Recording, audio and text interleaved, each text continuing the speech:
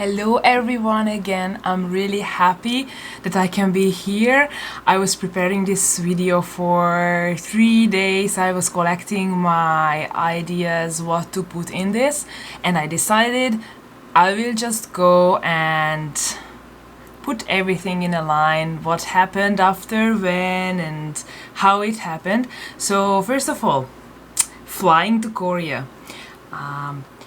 We got the tickets from the language center we are studying. They booked the flights for us, and they booked the flight which had a transit in Moscow for 8 hours. I was a bit afraid because, I don't know, like thinking of Moscow, I was imagining this big socialist era airport which is like concrete, and it doesn't have like Wi-Fi and stuff.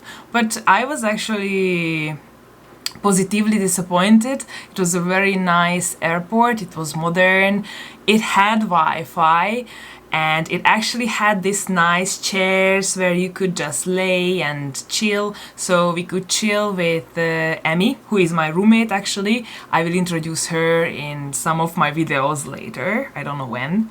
But we were okay, we talked, we watched, we rested a bit between two flights. We flew with Aeroflot. It's just a bit hard to say. I've never flew with... Did I say it right?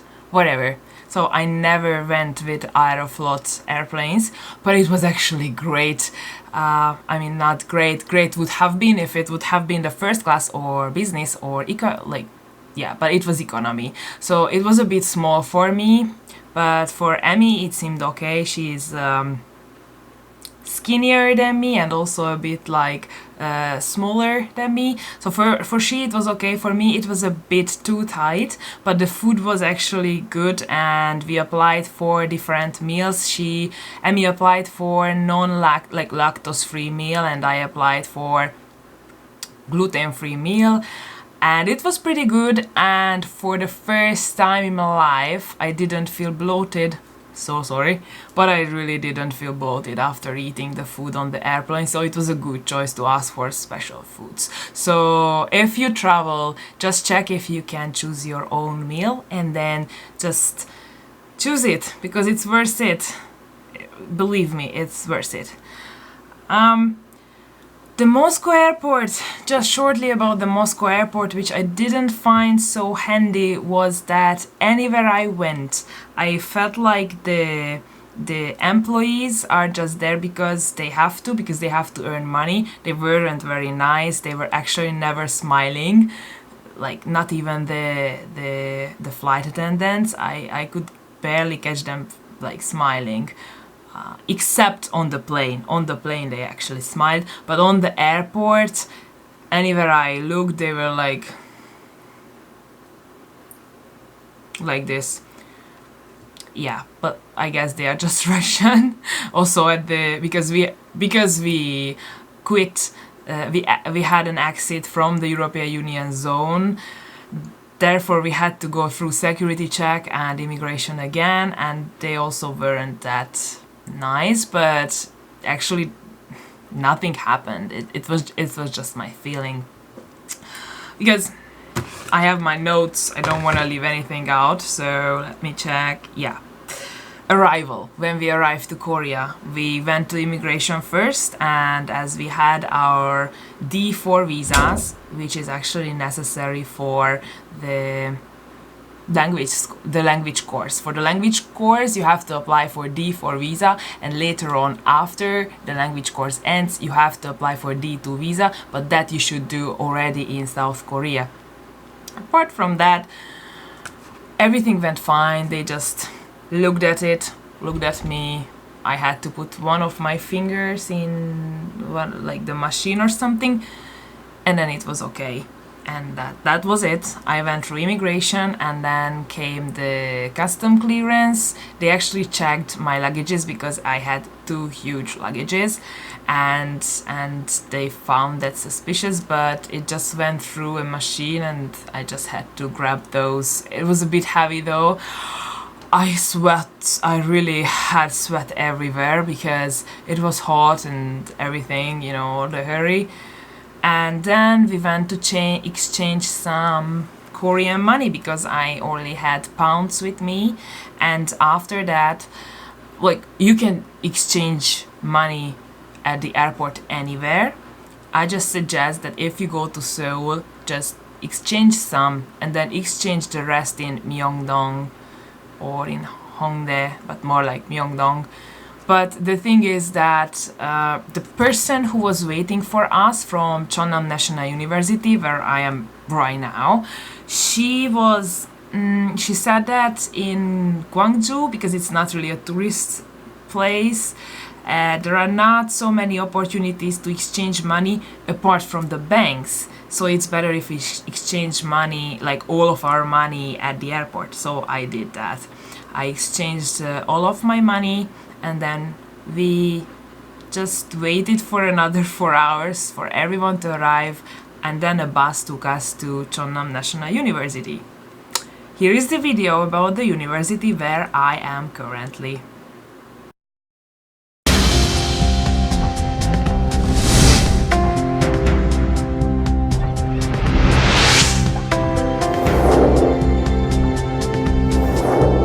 For the city of democracy, human rights and peace, the origin of democracy of Korea, Gwangju.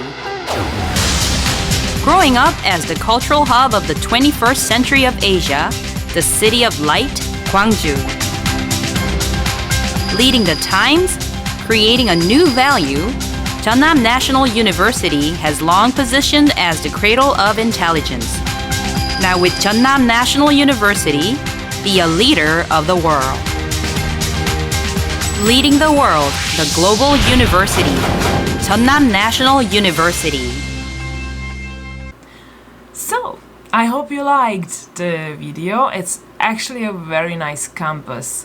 There is pretty much green everywhere. Green is surrounding us. It's really nice. I love it here so far. And I actually met some very nice people along the way to Gwangju, because from Seoul to Gwangju is like 3.5 hours by bus. We stopped 3 times to go to the toilet, and I've met with 2 extremely funny and nice Finnish people, Sebastian and Elina. I'm not sure I'm saying her name right, but okay, Ellie. And they already know pretty good Korean actually. And I also met with Mardo and Juan. And we were actually trying to keep each other awake during the 3.5 hours. We were extremely exhausted, but we knew that we shouldn't sleep because of the time difference. The time difference. We didn't want to have jet lag for the next several days, so we just tried not to sleep. And I think the last hour was like everyone was trying not to sleep, and Sebastian was the best because he was trying to keep everyone awake. Like basically, like I felt asleep like this, and he was like, don't sleep, yeah, like that. So thank God to him I didn't have any jet lag, or at least I would love to think so. So we arrived and we went straight to one dormitory, to a temporary room, because we weren't able to move to our original accommodation just now, like just then. And it was quite a nice room. Well, the bathroom wasn't that clean, but for 8 days it was okay. I got a Japanese roommate. She is so nice. Her name is Yukari. She's extremely nice, and we got along well, pretty well. Like immediately we figured out that we will get along well, and we also figured out that we are going to the same university, to Korea University, after this whole language course ends. Now, after the first day, we had 2 days to chill, just to explore the surrounding, wait for the others. And then the first thing we had was an orientation in Seoul. To have the orientation, the NIIED orientation, it was pretty nice.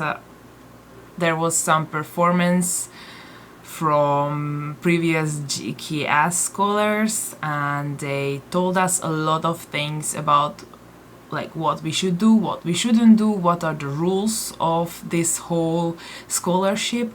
And also we had two very nice police officers coming in and telling us what we can do and what we cannot.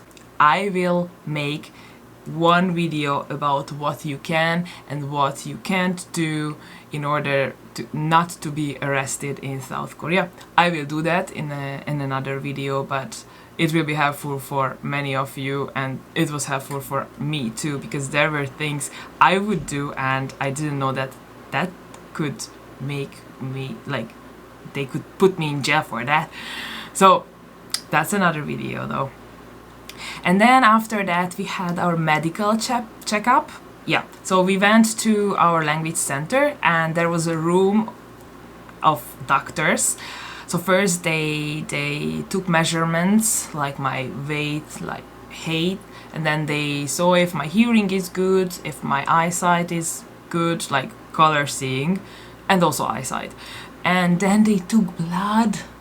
No, it was horrible. I was so afraid I will faint, but then I didn't. But actually I was the last one, so I could have, but thankfully I didn't faint. And then we had to go to a truck where they did the X-ray scan, and that was the medical checkup.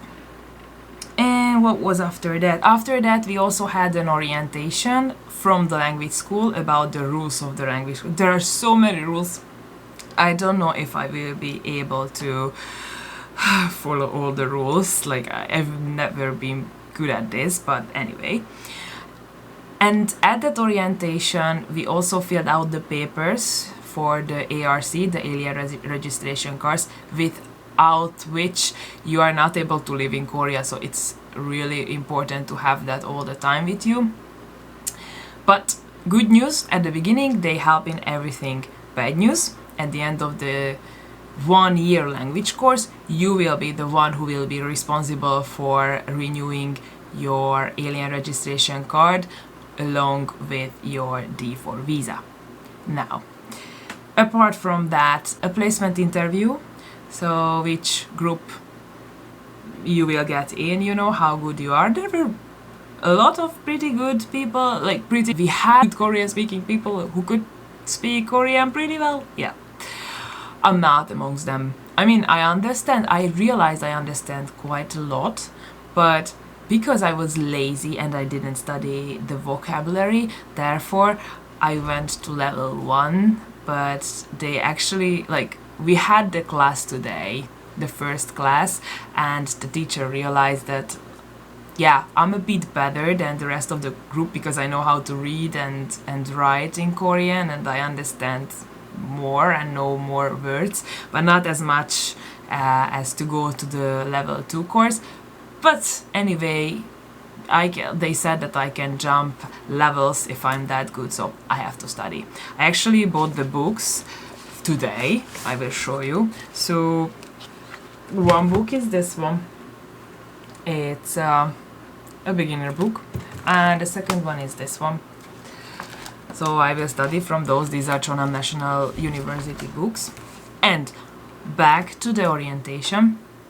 We also got instructions how to open a bank account, and like last Monday a truck came to the university. It stopped in front of the university, and that was the bank. It actually came to the university to help the university students to open bank accounts, especially international students. So I opened my bank account at Gwangju Bank. With the passport you can only open an account, but you cannot get a credit card or you cannot e-bank. So we have to do that after we get the ARC, the alien registration card. So far, to be able to use our scholarship money, we got a bank book, because with the card you will get a bank book as well. The bank book is like a checkbook, and you can withdraw money with this. So I won't show exactly how it looks like. I will show you like an empty page. It's empty, and then you put it like this into the bank machine. And when you put this thingy in the bank machine, it will ask for a password, and when you put in the password you will be able to do transactions with this, and it will actually print in your bank book how much money you took out and now how much is your balance. So it's basically does your bookkeeping for free. It's amazing. But I will need the card too, just in case, to purchase by card too, as well. So shopping, we went to shop this and that, and a very cheap option for shopping a lot of homey stuff like, I don't know, hangers or candles. We didn't buy any candles, but yeah. And basically anything is Daiso. It's a Japanese company, it's a Japanese shop. It's very cheap. Everything is like 1,000, 2,000, 3,000 won. So it's worth a try. But there is also this big supermarket like Home Plus. We went there as well because we needed washing like washing powder, detergent and softener. So we bought the detergent and we bought the softener, and look what we bought. It's not the softener, it's this BTS fans. There is a softener for BTS fans. I'm not a fan though, but we bought this because it was actually cheaper, because we got two for 9,900 won, and the other one which we wanted to buy was like 8,700, and that was just one. So we bought this one, not because it's BTS, but I know that there was a commercial on this, and one of the BTS guys, I don't know who, said that he uses this because it smells nice, and then after in an overnight everything was bought up in Korea. So endorsers in Korea, if you do business in Korea, use endorsers. They do everything what famous people do, not like in Hungary. And there was this kind of thingy as a present. It's also like the BTS stuff. So this was like a present to the softener. Huge experience, really. The weather. Let's talk about the weather. Since we arrived here, the humidity is in the sky. As you can see, my hair, it was straight in the morning, but after 5 minutes I went out. It's like a lion. I cannot do anything with it. This is the humidity. This is my hair. Welcome humidity. Today it was 100% humidity. I'm dying here. It's good that we have AC in this room, because without the AC I would really die. The food is amazing. It's spicy though. I bought a meal plan at the cafeteria here at the university.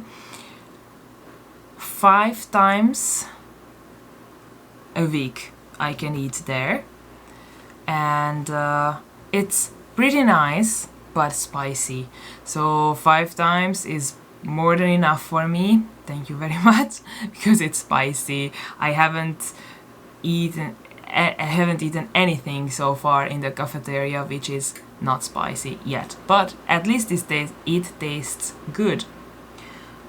Okay, so after we left the temporary accommodation, I forgot something. We actually, at the orientation of the language course, like at the orientation, after the orientation, like at the end of the orientation of the language course, we got Korean buddies, which means that there are some Koreans who applied for credits, of course, not for free, for credits, to be our buddies and help us to, get used to Korea and help us in learning the language, etc. And actually I got a very nice buddy. His name is Jung, and they have different missions. They have to do like I don't know what their missions are, because he will explain it to us tomorrow, because not everyone got a body, like 2 or 3 of us got one body, and we are going together to eat and then have different kind of programs.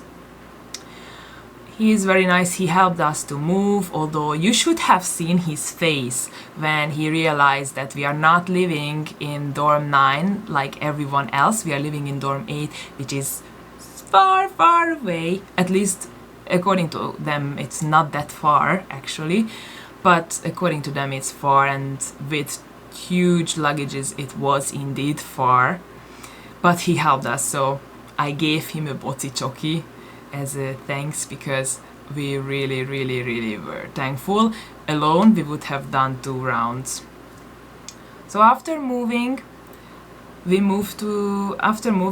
just bought some things which we didn't have, like pillows and blankets. And I know that you are very interested, very curious how my room and my dorm looks like.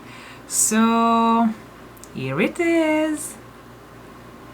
And this is the dormitory, dorm 8. It's quite far from the university, at least compared to the other dormitories, but it's actually more modern and I really like it. Surrounding is pretty nice too. And this is the dormitory, dorm 8. It's quite far from the university, at least compared to the other dormitories, but it's actually more modern and I really like it. Surrounding is pretty nice too.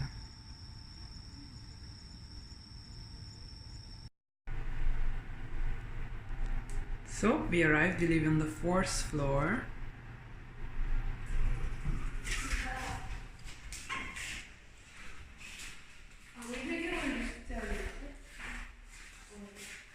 We are going to a room.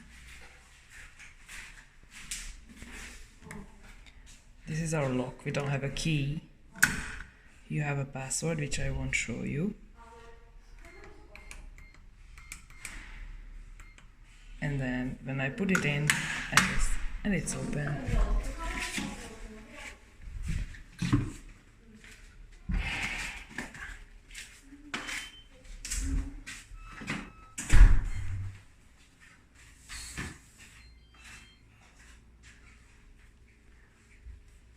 So this is our apartment. This is our balcony. And this is our room where there is a huge mess. But yeah, that's it. It's small but cozy. That's all we have. And yeah, that's the room. That's all. And this is the laundry. We have dryers and washing machines. This thing here gives out the card with which we can wash. It's totally in Korean. We can upload the card and wash with that. These are huge machines. This is the laundry of the dormitory.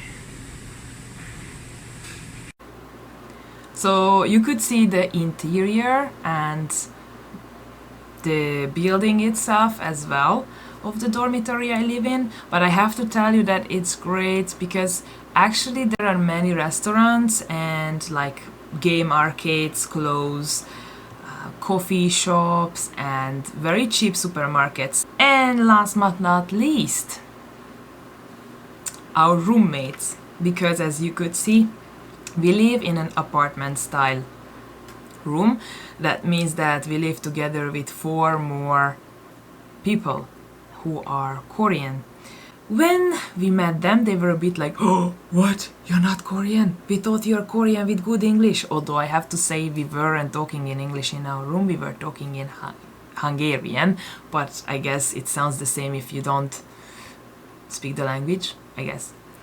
And last but not least, we have many rules in the dormitory. And this will be my final word, just to read some of the rules. Yeah, there are minus points, and after 7 minus points we will be kicked out, so it's good if we don't really have minus points. There is a curfew. We have to get back until 1 in the morning, or elsewhere we have to like stay out until 5 in the morning. 5, I think 5. So, and if we come home between 1 a.m. and 5 a.m., that's 1 minus point, for example. And if we don't clean the room properly, that's 3 minus points. If we are not participating in the mandatory room inspection, which is once every month, then that's also 3 minus points. Or if we are loud, that's 4 minus points. 4. There are some other points. As you can see, it has 2 sides. Lot of rules I have to remember. That was all for today. I hope you enjoyed it. If you have any questions, you can write me below, or just subscribe and get the answers later on in my following videos. The next one, I will promise, will be about what not to do when you are in Korea if you don't want to end up in jail. I will promise that this will be very useful for everyone, and this will help me also to remember. Have a nice week. See you soon. Bye.